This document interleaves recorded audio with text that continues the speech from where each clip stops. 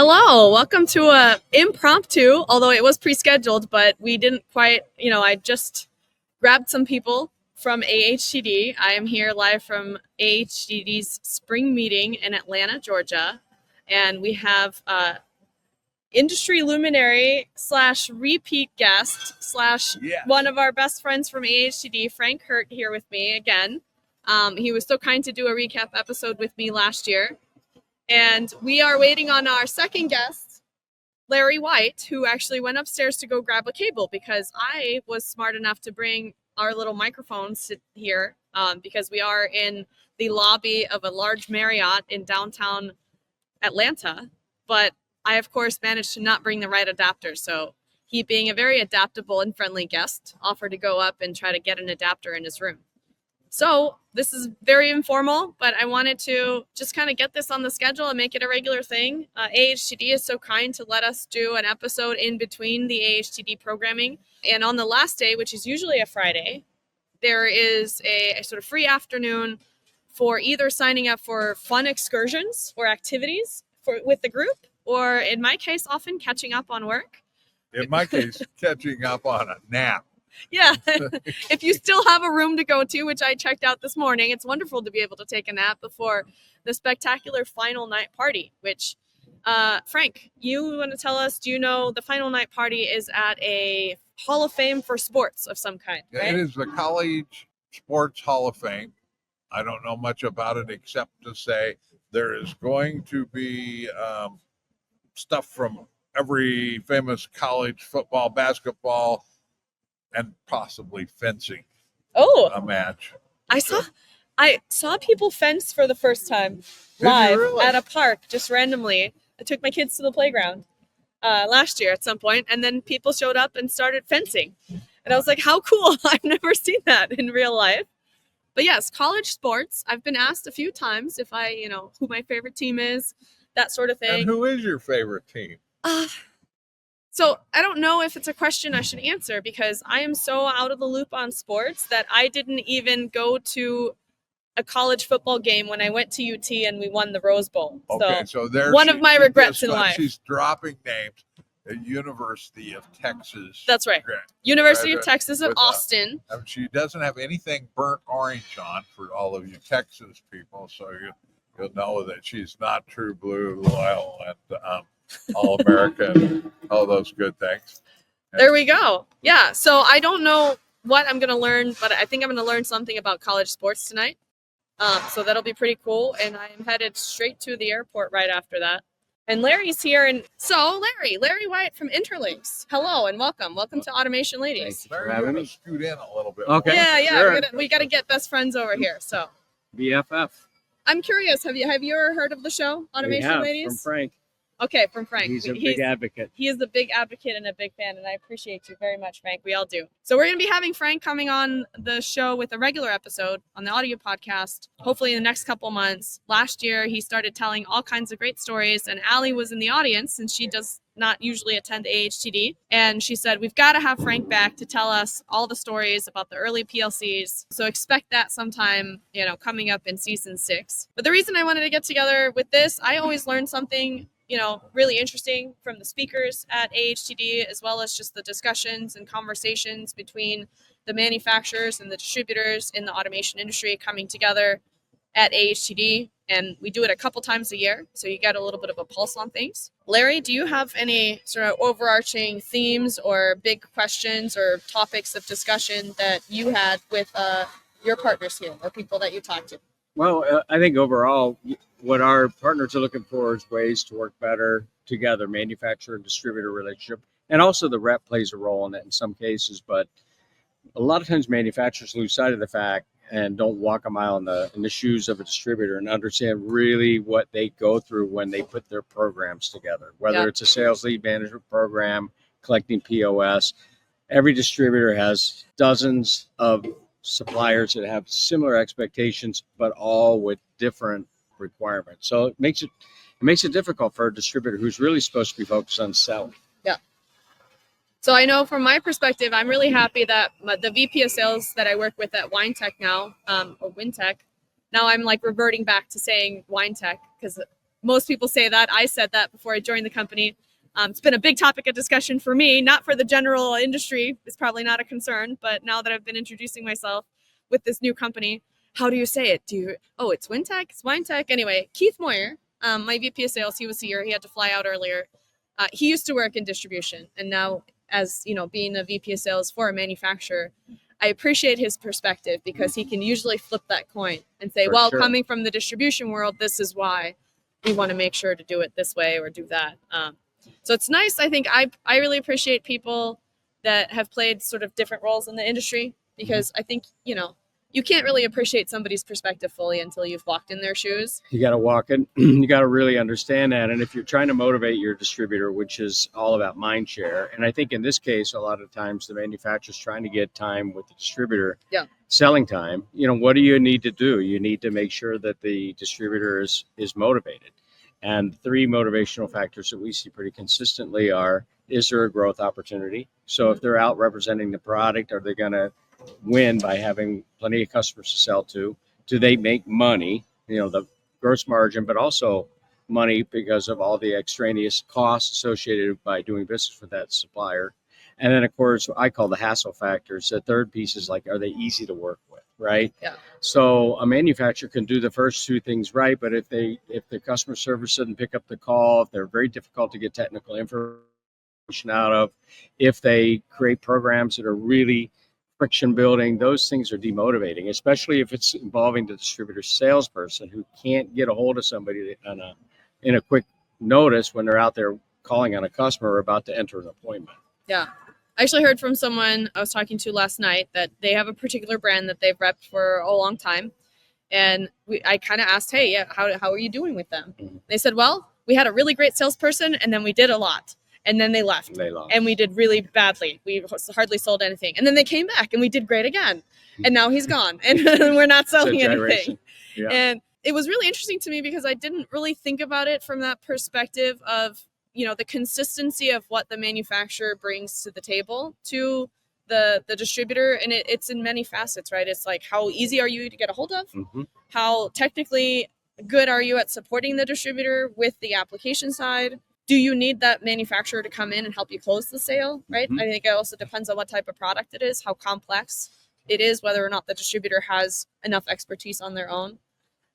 And training that distributor is difficult because you're not training the management. You're training the tip of the spear, the person making the calls. And are they, in the end of the day, when they're in there making the call, are they competent in your line? When they have, like I said, a dozen, 2 dozen primary lines they're working with, do they even know what to say, right? Yeah. So if they have familiarity, if they're well trained, and that comes from joint calls with the manufacturer, that comes from really good training that's available online or what have you, and getting experience with that. So target account work with the manufacturer is really important. If the manufacturer can deploy, get the distributor to agree to mutual action planning, but then the manufacturer has to back that up when they come into town and they're working with that distributor. They got to go out and work on those targets, right? Instead of coming into the office with a limited agenda of what they plan to do that week. So those are the things we see pretty chronically, is that the deployment of the manufacturer resources need to be really, really properly allocated. Frank, you have a lot of experience in this. You advise distributors, in fact, on a lot of this, and manufacturers as well? Or? I do. Okay. Distributors and manufacturers, their partners, and anybody else really that's kind of around the automation space that's part of systems integrators, engineering houses that deal in automation. And one of the things that I think is interesting, and I don't want to, I think maybe there's a lot of people out there watching this that aren't in the sales channel of the business, and they're probably wondering, okay, what these people do. Yeah. Geez, I can really maybe go online and find the products. It isn't like it was when Frank was a young man and had darker hair. It was never completely dark. But back in those days, the only way a customer could find out about a new product or a new technology was to be nice to me and hope I'd come in and tell them about it. Right. And those days are over. Now it is Like the customer knows what they're looking for. The customer probably has visited and looked and compared several different products. Mhm. And the only reason that we exist is to provide some kind of value. And that value might be, okay, I've read the manual, but the manual isn't clear in this point. Or do you know if your product is compatible with this product that I bought a long time ago? Yeah. And finally, last year and the year before that, it was like, okay, here's a product. If I buy it today, can I have it tomorrow, or will it be sometime Yeah. in 2026? Yeah.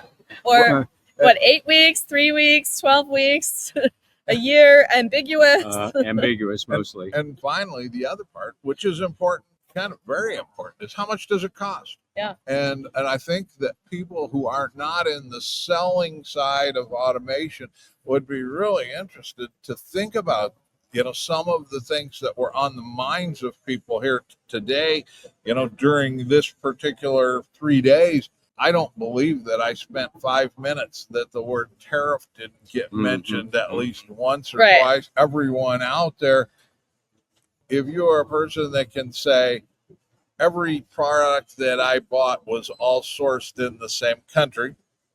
Every product that I bought was in the U.S., was made in the U.S. and sold in the U.S. and used in the U.S. Every product I bought was in Canada or Mexico or anything. It is, number one, you probably need to reevaluate because it is really, automation is one of the top of the global types of products that you think were made in Cleveland your whole life, and then you find out no. In that there was a subassembly that came from here. There's a circuit breaker that you thought was made in the United States, but you found out no. The guts were made in Singapore and shipped here. Yeah. And the computer chips that go into things, we literally, when we deal with automation, we're dealing with a conglomeration of stuff from all over the planet. And as these tariffs are affected, it's not like you can say, okay, this product cost $1 and now it costs $1.25 or $1.35 or even $1.50, because it may be that only a small piece of it was made overseas. And this is an area that's important to everybody in this industry. Is how much is the dang thing going to cost me? Yeah, the price. And if I order it today and the tariff goes up tomorrow, then I really come out as a hero. If I order it today, but it doesn't ship until next week, and the tariffs on it, I might have expected to spend $1 and found out I spent $2 totally by accident. And I think that that's an area that our industry, there probably are a lot more people than just us in the sales side who are thinking about that. And if you aren't thinking about it now, you probably will be soon. And if you're thinking about trying, as long as I stick with this supplier or that supplier, because I know that company is from X country, right? It's not that simple. No. So, the engineers that are speccing things, or the business owners, right, that look at those bill of materials costs, which have already been going up because of inflation, just consistently, that's a big wild card.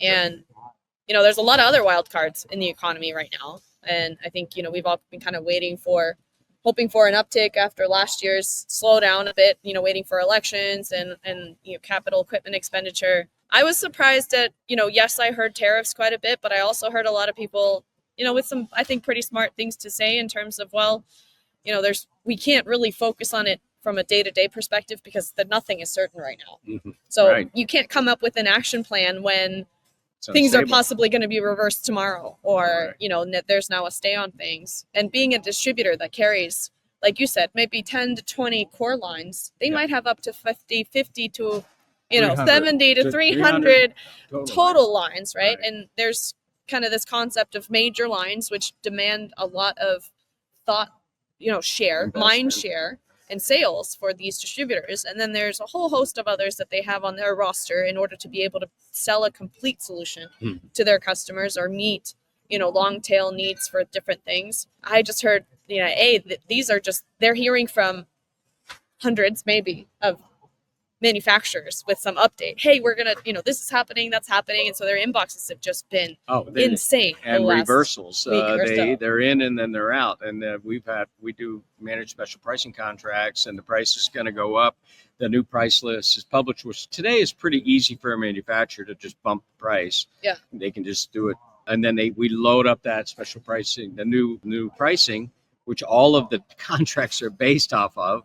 And then it gets reversed at the last minute, and we're pulling it back and replacing it with the original price file. So fortunately, we have that automated, but in some cases, that little step right there can be a really big undertaking if you're doing all that stuff on spreadsheets or something, right? Oh, yeah, especially if you do it manually and you have a lot of SKUs, right? The average distributor company Yeah. in our industry has available, maybe they don't have them in stock, but they have somewhere in the neighborhood of 1.6 million SKUs. Wow. That they represent. Yeah. And so if you have to adjust the price of 1.6 million and it only takes you 1 minute per SKU, okay, start that job and we'll come back next year and you'll be halfway done. Boy, does this make me happy. I have 62 SKUs. And that's true. Does everybody know what a SKU is? Great. That's a great thing to. Yeah. Somebody told me the other day. I started watching your show recently, and I've just been bombarded with acronyms that I don't know. So we should. Yeah, I tried to do that, but every time we say an acronym, we should for the benefit of some people, just in case they don't know, what does that mean? So, Frank, what does it mean? Now you're putting me on come this. on. What does it mean? I believe that SKU stands for stock keeping unit. Which the way to think about this is that every single catalog item is a SKU. Yeah. If you have a product that is available in 5 colors, that's 5 different SKUs. Yeah. Becomes amazingly complex. And infinite when you start getting configured items. Well, I was about to say, a lot of our products are configurable. The permutations on the different combinations. People that do configured items will often be surprised because they will tell me, of the products we sell, 100 of them represent 90% of our business, but we have 40,000 SKUs. Yeah. And I think that's a good thing because in the old days it was us as engineers to buy an existing product and then have to get out the soldering iron or a and modify it. to just modify it. And now people are doing mass customization is I think what the term of that, which is really cool. I dream of that. And I also, at this meeting, and the thing I like, because I live in Iowa. Okay. And I love every single person in Iowa, and they all probably know me and think I'm nuts. But I talked to someone from San Francisco or from the Bay Area who told me that on their way to this meeting, they rode to the airport in an unmanned Uber car. Oh, yes. Wow. And I thought, this is amazing. I have lived my life waiting for the day that I could have a car that would say, okay, car, I'm down at Boozy's Bar and Grill. Take me home. Oh, wait a minute. No, let's drive around a little bit. Yeah, first. Let's see if anything else is open. Yeah, give me some sobering up time on our way home. I don't want my wife to be mad at me. Did you guys leave this hotel much during the conference? Just for walks in the morning. Yeah. That's about it. I have a friend here. So those of you guys that know about OT, hopefully you know, it's our conference in July, and I roped Frank into coming. So he hasn't signed up yet, but we'll get him to commit. I got to visit 2 OT SCADACon attendees the day before we started. So I flew in on Tuesday night. And luckily for me, I found out ahead of time that the hotel was fully booked here at this downtown Atlanta Marriott. And I ended up staying a bit south. And I was able to visit Ben Black, Logic Technologies, a company that makes HVAC and refrigeration control systems. They've been in business for 30 years. Same as WineTech down, and I brought my demo, and then I visited Naomi Pittman. Yeah, I think I'm getting that right. I don't know why all of a sudden, Naomi. Sorry, I'm thinking I'm getting your name wrong, but ElecProtech is her company, and they are an electrician company that is growing a lot. They do SCADA systems as well and a lot of EV charging stuff. But this is her home city. So she was like, oh, welcome to Atlanta. I'm so glad you're here. I hope you have a great experience. And I went to go visit their shop, and then they dropped me off, her and her fiance, here at the hotel. And then I had to report this morning, unfortunately, that she's like, so how was your visit to Atlanta? Did you get to? And I was like, yeah, no, I didn't really leave the hotel. No. We did take a little walk to go try to find dinner on Wednesday night. And I guess there were so many convention attendees There's something a that lot all the going restaurants on. had hour-long waits. But this is an interesting experience. We've had also a lot of talk about the conference accommodations here. I don't know, and the engineering folks I know are not as used to going to these conferences as frequently as we do. Mm-hmm. But these meetings, they're kind of held at different nice hotels around the country that can accommodate a large group and, Feed us and all that kind of stuff. And this hotel, go for it. No. I didn't want. I heard from two different people, and alcohol was involved in both of these conversations. But someone told me this is the movie the venue where they filmed Hunger Games. Hunger Games. Oh, yeah. And if you sit where we are right now and look, it's like 47 Let's give them a look. straight up, and it makes you dizzy to look that at is so cool. at that. Now that goes all the way up 47, and it is not a symmetrical building. It has got some twists and turns, and the whole thing is an optical illusion. It is very Beautiful. intense, and the elevators are glass, and they go very fast up and down. I want to go rewatch the Hunger Games. Me too. And see what There's elements snippets. of this building are in there. But unfortunately, they have some escalators that are under repair, which I'm sure you're hearing. Or if this has been edited, then hopefully you're not hearing all of the repair and welding and noise down there. But the escalators were down, so we all had to pile into elevators to get up and down in between the floors. And I had an interesting incident last night where another person here at the hotel, he wanted to talk to our group, I guess, and wanted to talk to me very badly. And we had to ask somebody to come, escort him away. When you get to be as famous as you are, Nikki, Yeah, that's what it is. And then they blamed automation ladies and said, oh, you're bringing all kinds of strange people that are paparazzi looking is for you. And it was just one of those, random coincidence. I'm sure it had nothing to this person. Like when people say, oh, you're famous. And thank you so much. You make me feel so good when you say that, Frank. But the way Allie and I like to say it is we're PLC famous. It's a very niche. That's a good way to be famous. Get a small enough slice of the world, you can be world famous. And the slice that we love and want to talk to and want to talk about, And I will say this: anybody that wants to consistently put out some content or talk about what they do in the industry or what they like, they can also become famous in their niche. I mean, it's nothing special about us. Frank is very famous here at AHTD. He's very famous. You'll never be safe in a hotel lobby again, though. Once you appear on this, people will be bugging you for your autograph and everything, and all of the things that go along with that, including wanting to buy you drinks. Buying drinks. I wanted to throw this out because I think a lot of people will be interested. Yeah. That we are a group of, we sell automation. Yep. But in order to sell automation, you have to be into automation.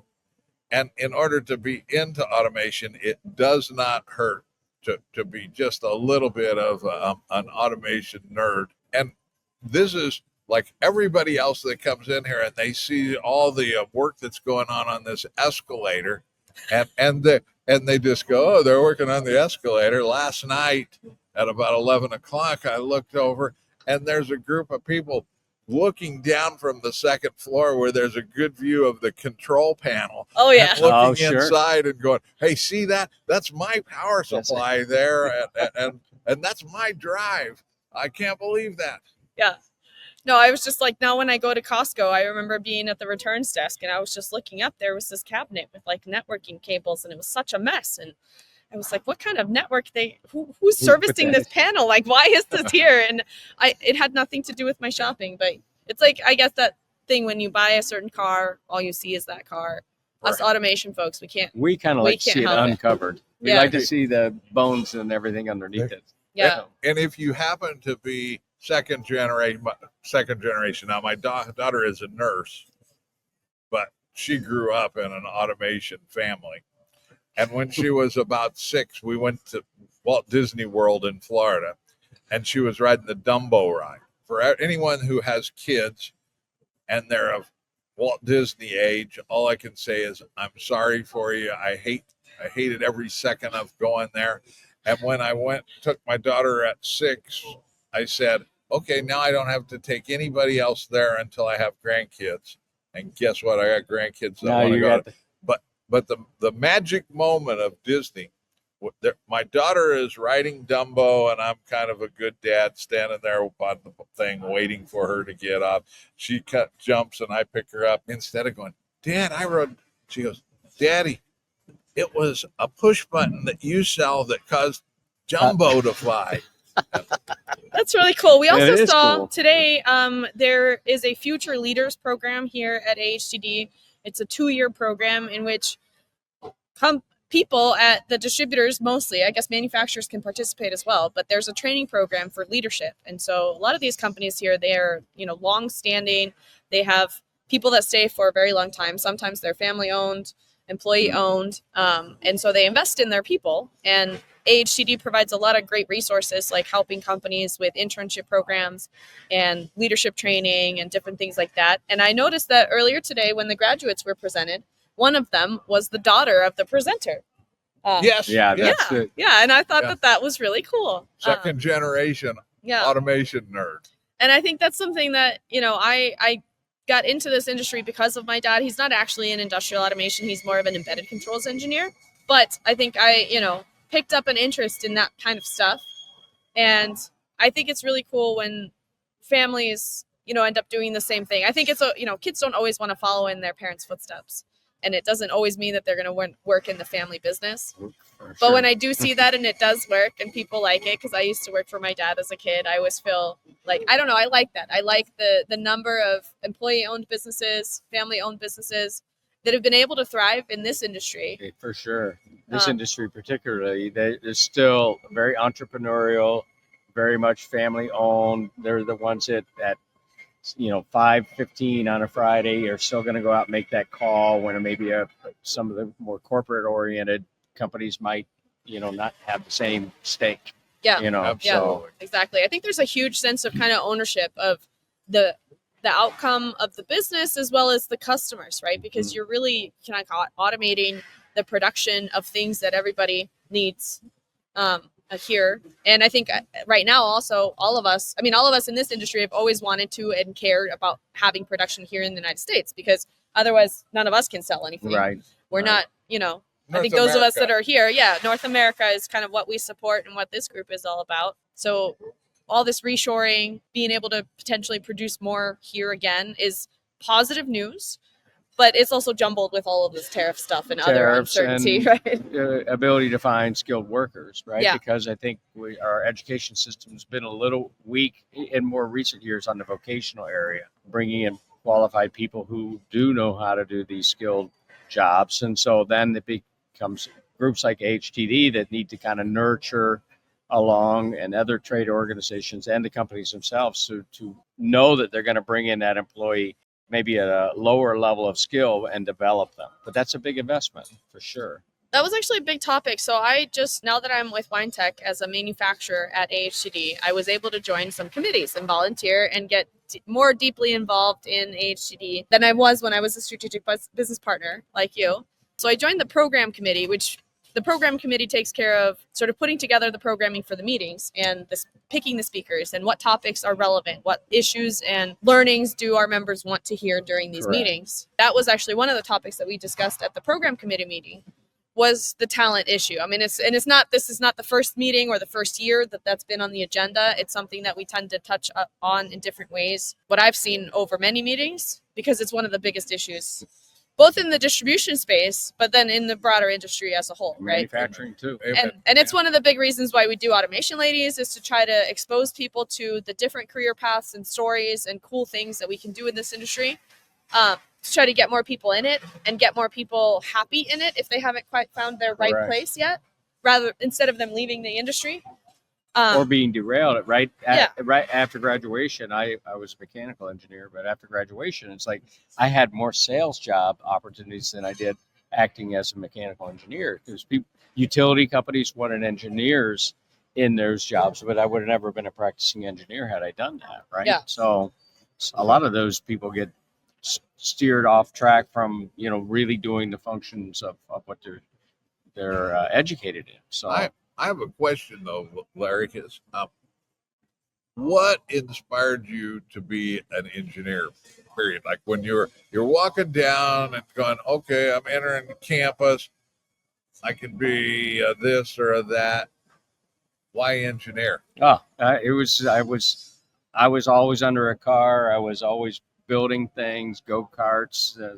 I was just very much into making things, mechanical things. So very intrigued with that, and very intrigued with, I love math, not so much physics, but math. So yeah, that was a driver. And I kind of got to the point where I thought about going off to be to a trade school to become a mechanic, but my guidance counselor in high school said, well, I think you should try and get into engineering. It looks like you could be on the design side of that. So Yeah.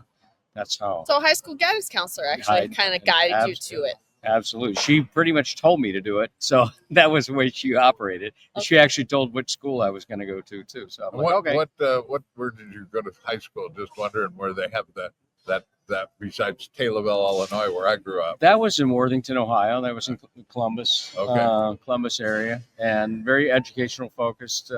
And then I ended up at Ohio Northern University in Ada, Ohio, with another 2,400 students, a tiny little school there. So It's amazing. I grew up in a small town, and this was how they did it. If you were good in math, they said, "Oh, you should be an engineer." Mhm. If you were good in English, they said you should be a lawyer. If you were good in science, they said, well, you should go and be a doctor. Yeah. And then, of course, I was a rebellious youth, and I decided I wanted to be a rock and roll star when I grew up. And so I was taking music until I found out that music majors, and this is way, way back, music majors had an opportunity of graduating from school and making a whopping $6,000 a year. yeah, And my roommate was a computer engineer, and he told me he was going to make 15. And so Really? I could do math quite well, and I had already taken computer courses, mostly because of a book I read when I was in like third or fourth grade called Danny Dumb and the Homework Machine, which really told the whole story of artificial intelligence and the future as we know it. Did you read that Did book? he make a machine to do his homework? Now, this was the story of Danny Dumb and the Homework Machine. Danny Dumb lived next door to a college professor, and back then all college professors, of course, wore white robes or white smocks and looked like Albert Einstein. And the college professor was going to vacation. Danny Dumb was hired to watch over the professor's cat. And so Danny came in and couldn't stay away from the computer and programmed the computer to do his homework and lived happily ever after until such time as the computer tricked him and killed everybody on the planet. No, that was I'm getting the movie mixed up with AI. yeah. No, Dave, don't unplug that. Don't unplug that. So I've heard so I was in a podcast with Kathy Rinney from Flexline Automation. She's in Chester, Illinois. Mhm. She's a president of a systems integrator. They do conveyance and material handling and robotics and stuff like that. And they're in a fairly rural area. But she said that very much the opposite. Her guidance counselor in high school told her to become a teacher or a nurse. I mean, it was just like, Well, that's because she was a girl. exactly. There were Exactly. definitely that mindset for sure. So I would have been curious if a girl student that was equally as good at math as you would have been also encouraged to go into engineering at the time and place I in don't which you know. went to high school. And that was a long time ago, but I can tell you that might have been the tendency, because when I entered Ohio Northern, there was only one female in our whole engineering class. Albeit it was a small class, but I think we had 40, 45 people in our class, and just one female. And in mechanical. Now electrical had a few more, but Did they? yeah. Interesting. I went to school at the University of Illinois in Chicago, in Champaign-Urbana, and in the music program it was a good even mix of people. And when I went, what they called it, across Green Street, which was where the engineering campus was, I don't believe that there were any females in my class until maybe I'd reached my junior year, and then there was one. Yeah. And that's obviously changed a lot now. We have a lot more women here at AHTD, Yeah. although it's Yeah. still a minority. But every time that we Growing. have the Women in Automation meetup, it seems to be getting bigger and bigger. This show is not really about trying to necessarily get, only women into the industry or more, but we do want to encourage more. And I think a big part of that is just to see people like yourself doing something, right? You can then see, oh, it's an opportunity that I can do. For So sure. one of the reasons why we wanted to put ourselves and maybe more women out there creating content, because there's a disproportionately small amount of us in the industry. But if you can see us more often, hopefully that can, help change that. But I think really overall at this point, like the feeling of this meeting and stuff like that, there isn't this some sort of like gender imbalance as much as it is on the statistics a little bit. But we've come a long way. There's tons of cool women that I know in this industry. It's a cool industry. And it is for anybody. Super professional and great people. And I've also met a bunch of people that play music. That either Really? have a hobby or they have a recording career, like they have their engineering career and then they do music on the side in some way. And probably again, because music maybe doesn't pay as well. But then I know a lot of people that have this very technical brain and then also this very creative side. There is a direct correlation because I read an article in Rolling Stone magazine back in I don't know where it was. But there is a correlation between people who have math skills and music skills. Okay. I mean, they are somehow linked. It may be tied to, left brain and right brain communications, or maybe they all got dropped on their head when they were a little kid. I don't know. But it's always made sense to me. There's a dance competition at this hotel as well. There's some little girls here that are here for some sort of dance competition. Lots of energy. Lots of energy. It's very cool. Back to, I guess, I don't know, tariffs, or were there any talks? I guess I'll start with the AI talk. So we typically have at least one speaker on AI because it's such a big topic. It's evolving so fast. The practical application of it to our business is still something that I think most of us are trying to figure out exactly, or we're taking some baby steps on.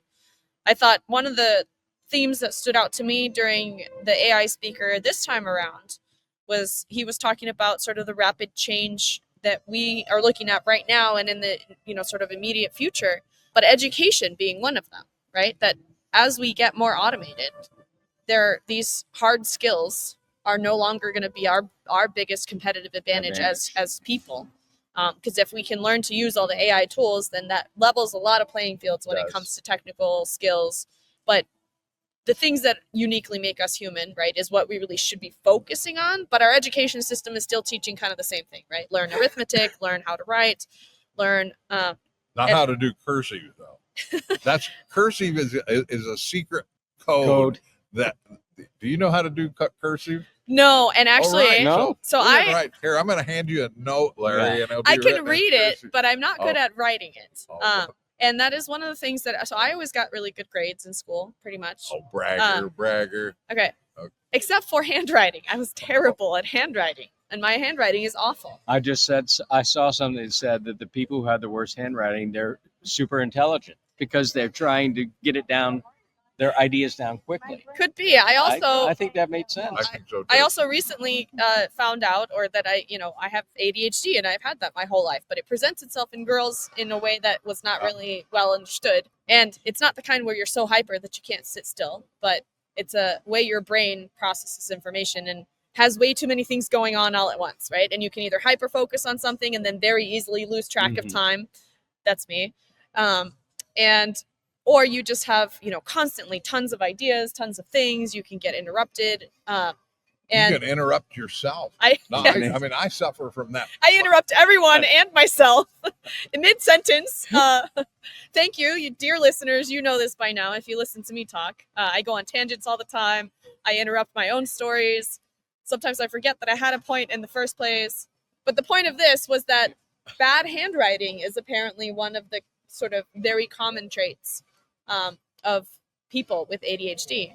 But the speaker was saying that there's now a larger difference between people that are kind of very smart or think on kind of that are neurodivergent and maybe incredibly intelligent in certain areas. Mm-hmm. And then kind of the lower end, there's more and more people that are having a hard time with basic things like literacy and stuff like that. And our education system is not in the mass personalization space yet, like we are with our configurable products. It's like, oh, we have, 3 main models that should work for everyone, one size fits all. And there's also, I've been listening to some podcasts lately and it kind of makes sense, but there should be there's a big difference between how little boys need to learn and how little girls do. Yeah, and traditional school is very well set up for little girls who don't mind sitting still, paying attention, that sort of thing. Whereas apparently all boys schools, when they're for only boys, they have way more recess time. Yeah. And you gotta go get your energy out and not be Is sitting in a chair all day. that for the teacher or is that for the student? I think for both. I both gain from that. On the topic of education and artificial intelligence, I really do believe that a whole lot of the education things, especially maybe grades K through 7 or something like that, that we will be seeing a whole lot more interaction between artificial intelligence and teacher, the artificial intelligence serving as the teacher, with a teacher there monitoring Supporting. things to support, because there are so many fabulous ways to customize things for 20 students at a time using artificial intelligence. And this is, I will brag, okay, this is, I tell everybody this, they all know, everybody that knows me hates me for even I have been taking Spanish on Duolingo now. Yeah. For almost 4 years. Now, Larry can speak Spanish. I can't. Let's not go that far. I can read Spanish pretty well, and so I can know which bathroom door to go in and all of those things. And I can go to the grocery store and get butter without searching around looking at every package to try to decide which one's which. And I thought about this, and as I was thinking Duolingo, I read an article about Duolingo written by somebody else, that Duolingo is really an artificial intelligence company that has been using artificial intelligence now for about 7 years, posing as a language company. And it kind of makes sense. Kind of interesting. Well, I think that's kind of where the future, our integration of AI into our lives is just going to be tools that are built with AI or use AI, but they're not, the purpose of them isn't AI, if that makes sense, right? The purpose of Duolingo is for you to learn a new language. Yeah, right. But it is at its core using a lot of AI to do that, right? Yeah. Yes. And so I don't think we even need to know, it's AI. I feel like that's such a buzzwordy thing people that are selling mislabeled things. A little bit. Before long, there will be ketchup bottles with AI written on it. I'm AI. Quite certain. Well, speaking of education, and we also have our sponsor of the show for the next few episodes up until I think 4 weeks from now is the Automate Show. So that's another association, A3, the Association for Advancing Automation that I'm a part of. They put on a big trade show. I'm sure most people listening to this probably know of Automate, but we are going to be there. WinTech has a booth. A lot of the people that we saw here at AHTD are going to be there. Where is it this year? It's in Detroit this year. Okay. So they're now going back and forth every other year. It'll be in Chicago. Okay. Yep. Yes. Or I think maybe Detroit. It may be the last year that it's in Detroit this year because they've outgrown the convention center there. But don't quote me on that. Didn't I see that they were thinking about doing one? I want to say I thought I saw they were going to do one in Orlando or I don't it was know. someplace south. They typically do an A3 business forum, which is a very similar format to the AHTD meetings. They always do that in Orlando. So I was there earlier this year, and similar speakers, some of the same ones. So the ITR Economics, which is our sort of long-standing company that does the economic updates. They typically speak at the A3 events as well. Did you go to that? Speaking of the Value Boys, did you see that? I did. What was the coolest thing that you heard in that? Honestly, that fact that nothing seemed to really have changed in what they're predicting. They keep It in this case, since I saw them already in January, and I don't remember now whether it was Brian or his brother, and they're twins, so they look the same. But they really, yes, they mentioned the tariffs a little bit. But it's a But short-term. It's a short-term thing, and most of our trends are macro and they're long-term, and so the economic outlook to them Same. is not changing, It's gonna right? So continue on the same trajectory. United States is going to be the dominant economy in the world for the next 50 Easily. years because we have the technology, we have the people, and the culture, right? And natural resources. And natural resources. And a supply of people. Yes, exactly. So that's why you say the people, the workforce challenge is a huge one in a lot of places in the world with declining populations, which is also why automation is so important to try to keep those economies healthy. But here in the U.S., we do have, millennials. We've had some kids, but apparently not enough of them. So one of their mottos is to save America, procreate. Yeah, but make that. America great, procreate. Yeah. I would say make America great, procreate, and automate. Okay, we need both sides of that coin because the growth in manufacturing from a increase in GDP, increase in value, and for high wages is in high-tech manufacturing, not traditional manual manufacturing. That was an interesting point, wasn't it? That was because that sort of, I think a lot of us feel this need to go, well, we should go back to the way it was before we took all manufacturing, offshore, and we should reverse things that we've done. Yeah, right? like he mentioned the smelters. Do we want to really bring all this smelting back in the high pollution or just focus on things that are of more aligned to the value, future, right? Yeah. And I think so. The focus on growing high tech manufacturing, automated manufacturing. I mean, it makes no sense to build a factory today not with a lot of automation. But that's quite exciting. But those are long term things. The company can't reshore and build a new factory in a year. It takes 4 to 10 years for there to be much movement on that. Really. I might have gotten this wrong, but another thing I was really amazed at, he said that all of the numbers that they quote on television and the news about the U.S. having a trade deficit is only for hard goods. Oh, and if you consider how much service work that we do and intellectual property that we do, that we are actually a net exporter, if you combine the two together, which I think is interesting because everybody on this podcast is probably part of that service creating thing that is helping us afford to live in a world where we can buy stuff from anywhere else we want to in the country. But maybe we ought to raise our price on the services. But I honestly think that if we make an effort, there are a lot of numbers and things that can be spun to be very negative. But if you look that are actually positive, if you look at the bigger picture, right? Yeah. And there's a news channel that only has positive stuff. Oh yeah? I can't remember. Can you? No. Yeah, that's the reason because might be the only news. That's like boring as paint drying when you. There's no advertisers. Hey, we have everything's just wonderful. Nobody died yesterday, and life is better. That's what my world kind of looks like. I try to filter out the negativity, to be honest. It's not good for my mental health. And another one of the sessions, just to not pay attention to too much of the doom and gloom kind of, rhetoric and news and people focusing on the negative things and listening to people arguing over something.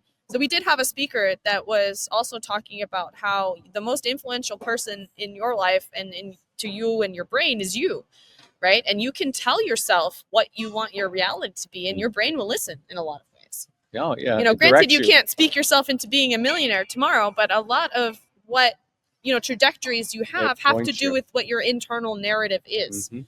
Right. And if you continually focus on, oh, the bad things that are happening in my life, and, you know, people are fighting about this and the world is doing that, and listening to true crime podcasts, I recently told wait, Allie, it's like true confessions here.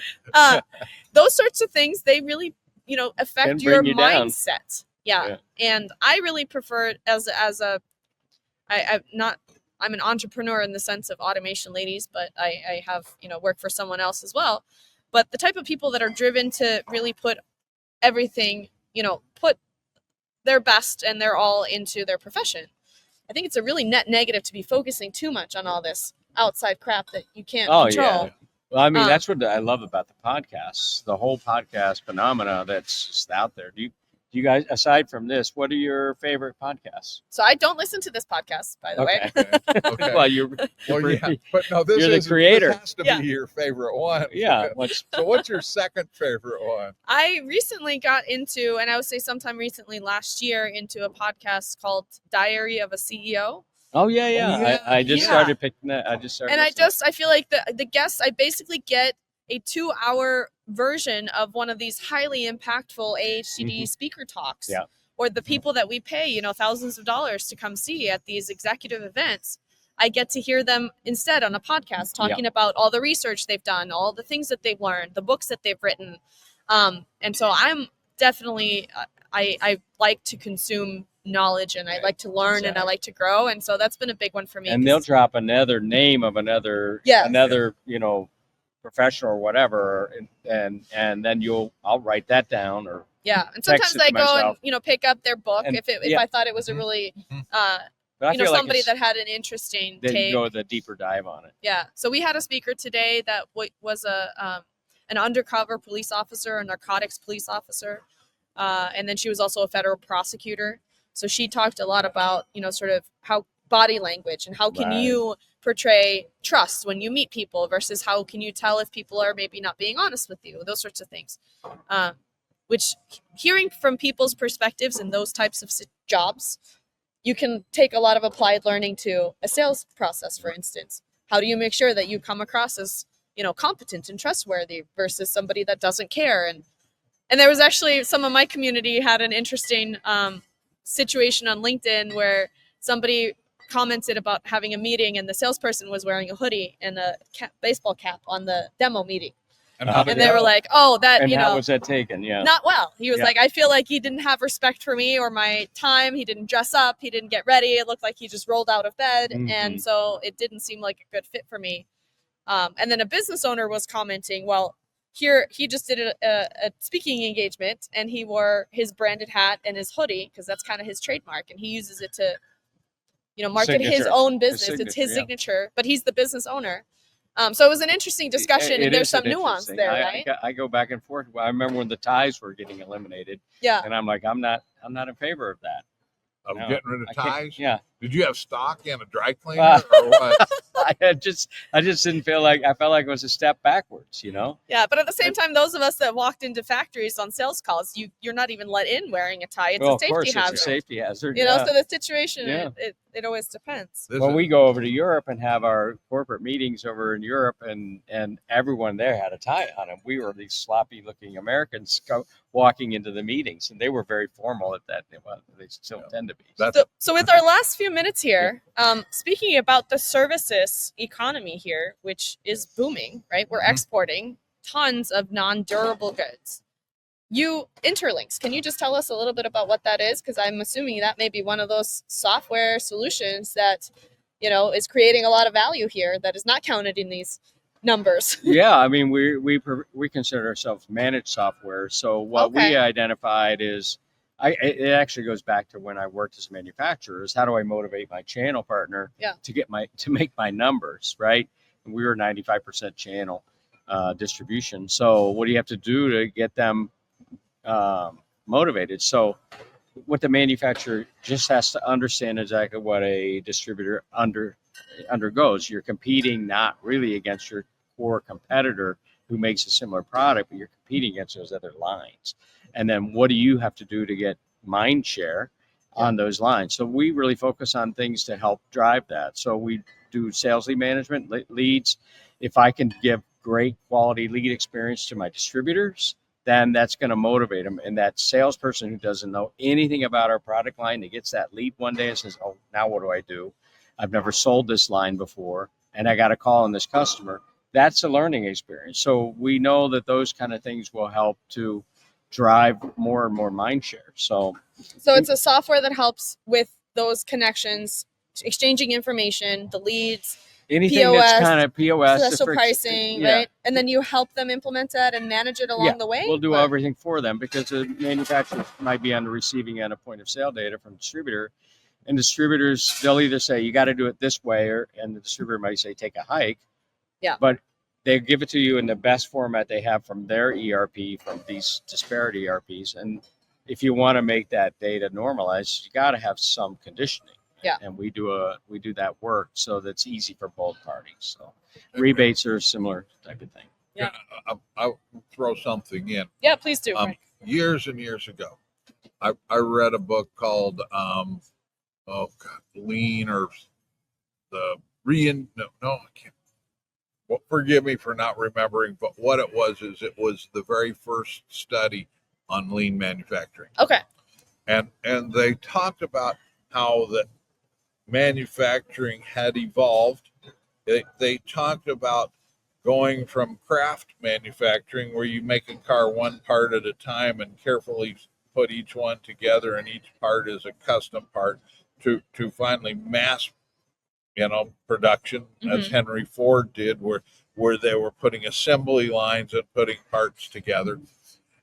And the book studied what was happening as how long did it take in the automotive business to go from craft to assembly line manufacturing, and the answer was about 30 years. Okay. Ford did it, but there were still companies, and there were Ford-owned companies in UK that were still doing that craft manufacturing, and it's how the advantage of the quality of product and all that comes, and then they took it all the way to what a lot of people call Six Sigma and Lean and all, and understanding the value chain, because everyone makes something using raw parts or raw materials, and then they combine it with something else, and then they combine it with something else. Then it goes to the distributor, and then the distributor sells it to a customer, and it continues that chain until eventually it reaches the part where it does something for humanity. And the more that you understand the flow, so that person who is buying raw materials for the first factory can anticipate the order before it's like, hey, hurry up and order. We got, and create a supply chain issues like we had last year. And COVID too. Yeah. That to me is one of the things that really attracts me to the work that Larry's company does, because that's what they really are doing. They're really providing understanding of the chain of ownership, the chain of changes, and allowing those of us in the United States to be more effective, more efficient, and to be able to compete with other people where they have 12-year-old kids making automation parts barefoot in some cave in the country. So, I just made the cave in the country. 15-year-old kids. I think they. I see some crazy, scary automation videos out of places like India, though, and stuff. And people wearing slippers and no safety gear, operating presses and scary stuff. So I think you're not too far off with that, although it might be cave, maybe a little far back there. The cave in 15-year-old was probably an exaggeration. One of the questions that was asked after the AI sessions was, he was also talking about quantum computing is being solved this very moment. And they're using it for certain things like medical research. But how quickly is software, for instance, going to change with the advent of quantum computing? And I thought that the answer was really, interesting, and it made a lot of sense to me, which is, yes, we will have these breakthroughs, and quantum computing will be possible or available. But that doesn't mean that everything is immediately going to start running on it. Mm-hmm. And just like we have with, and he said it's the infrastructure that's lacking, right? We don't have the infrastructure, and we don't have flexible enough infrastructure in place to all of a sudden be able to utilize this. So I used the roads as an example. We've invented high-speed trains. We've invented self-driving cars at this point. We've invented, all kinds of great ways to get around. But what we can't really change is the streets and the buildings around those streets, the physical environment and the physical infrastructure that's in place. That takes a lot more effort and a much longer time period to adapt to the use cases of the new technology. And so I think there's this dichotomy. We're talking about all this crazy fast change in AI, and at the same time, got these limitations. Things aren't going to be disrupted that fast. I was on a podcast with someone about 2-3 years ago, whenever ChatGPT was brand new and LLMs just came out. I think that was a year and a half ago, wasn't it? Maybe. It seems forever ago. It seems like I've been using it forever. But the gentleman that we were talking to, he was very gung-ho. And he asked me kind of what I thought. And I was like, yeah, I actually used to work in AI for a while. And we used to do natural language. And I know a lot of the limitations of these things. I don't think we're going to have very rapid change in how everything works. But he was very gung-ho about it. He said, I think in 6 months, everything about how we work is going to change. Yeah, okay. And I felt to myself like I'm normally very optimistic. And I was like, am I being an unnecessary skeptic here? But I think I was right. Yes, we've changed a few things in how we work, and we've introduced some efficiencies, and now, ChatGPT can help us write an email, but can it actually do the job for us? No way. Not yet. And it hasn't changed that much how I work. I just am now a little bit more efficient in some things. Yeah, but life is easier, right? Yeah. It does make it better. It does, but it hasn't drastically changed how all of us. We're still meeting here, right? We've been doing this now. And thank God, for many, many years, right? Because this is it. We are using AI, in my opinion, to make it so that we can have a more enjoyable life. Yeah. And one of my favorite use cases has been turning on the voice note recording on my phone during some of these talks, just recording the whole thing and then dumping the transcript into ChatGPT and say, summarize this talk for me. And, give me a focus, make sure that you capture all the questions and answers that were asked, because I thought that those were really interesting. And that allows me to write more posts about things I want to share than if I had to go back and manually take notes and then put that and then, because I've had a lot of things to say, but not enough time to post them, to finish the content and get it out there. And so with that, I think, time to close the show. But one of the things that we're changing this season, and you probably heard, is that the audio podcast is now being produced by Industry Sage Media, which is a wonderful company that is producing more creator-led content from industry folks in automation and manufacturing. And that allows me to do more of these lives and impromptu things that if I had to be editing the podcast, which I never did, but I did a lot of the coordination and we had an editor. Now we're going to do more lives. We're going to do more panel discussions, more impromptu conversations, just real talk in the industry. And then I have a cool software now that I'm working on that can actually take this recording and create maybe a blog post or some clips or main points or things like that. And I've tried these AI tools in the past, and I always thought the output was not good enough to put out. But it's getting better. I would evaluate it and go, nope, I wouldn't have picked that quote. No, that short of me saying something was not, a nugget of gold from the episode. It's just some random thing that the AI picked out. But it is getting better. And so I'm excited to see where it goes. And, us automation ladies, we would like to get more automated with what we do. But thank you for tuning in if you watch this live. If you apologize for the audio. And if you listen to this later on the podcast, you probably won't have to deal with all of this noise and stuff like that. But with that, Frank and Larry, do you guys want to give any contact information or places where people should go to learn more about what you do if they found that interesting? Sure. If you're interested, our company name is interlinksystems.com. You can find us on the web and reach out that way. And that's links with a Y, right? With a Y. Thank you for clarifying that. Yeah, okay. I always have to spell Wintech now, or Wintech. It's Weintek. Yeah. I've gotten good at that. Frank? Okay. Reminder of where to find you. My name is Frank Hurtte, Hurtte.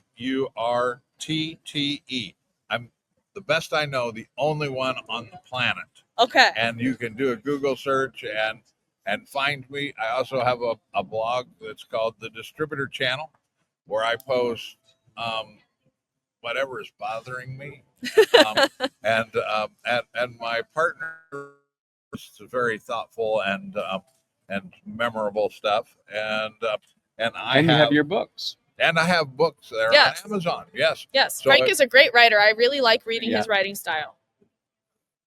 That's my Thank endorsement. you. Thank you. You know, You're welcome. ChatGPT does that all for me real quick. You know, it's a I don't think you have Well, written a they single don't- book with AI. They don't have an AI version with that folksy style of yours. Yeah. I also feed all of the things that I write into ChatGPT. You know, and I do that on purpose. My assistant does every article, everything that we do. We feed it into ChatGPT because Dale Carnegie is one of my heroes in life for one reason. Not that I've read a couple of his books, but only he was still publishing new books 50 years after he died. Ah, And, yeah. So you're and- building the future AI Frank. The AI Frank of the future will be. You'll have royalties for generations off of I'm your thinking AI he'll be generated. far more charming than me. That's Well, for they sure. can turn it up for sure, but you're pretty charming. Well, we are out of time. Otherwise, I would be talking more about some of the things I learned from Frank last night about his days writing for magazines, and them going online and different pen names. More stories from Frank to come during his episode of Automate. And with that, I'm going to go ahead and see if I can figure out. I'm going to play a little sizzle reel video here for Automate. So Automate is coming up May 12th through the 15th in Detroit. I will be there. The rest of the automation ladies will be there. Probably most of your industry friends are going to be there. If you can make it at all, the registration is free to walk the floor. Go get your tickets at automate.org. And here we're going to show you what it's all about before we sign off. Bye. Bye.